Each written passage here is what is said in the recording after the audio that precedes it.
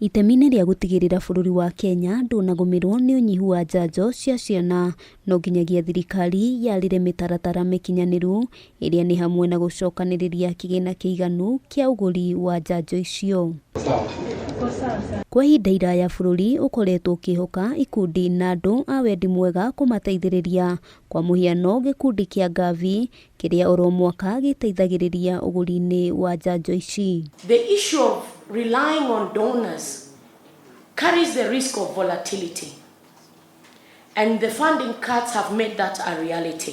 Ona kũrĩ ũguo GAVI ĩtanyĩtwo kweheria uteithio ũcio mwaka-ini wa 2029, ũndũ ũrĩa ũgũcũngĩrĩria thirikari ya Kenya kũrika mũhuko makiria, amwe ĩrĩbataraga makiria ma mbirioni 9 oro mwaka cia kũgũra njanjo. There is a dedicated budget line for immunization in our budget, but then of course when we look at the previous financial years, we've seen that we are allocating an average of around 1.5% of the national budget to immunization. Hamwe na ũguo gikundi kĩa atumia ambunge gĩa KEWOPA nĩ mathĩte ministry ya ũgima wa mwĩrĩ kũheana riboti ya njanjo iria irĩ kuo nĩguo gũkũrana bũrũri ũrũgamĩire ha na nĩ makinya marĩkũ mabataire gũkinyũkio. The total co-financing requirements for the fiscal year of 2024-2025 stands at $12,485,880.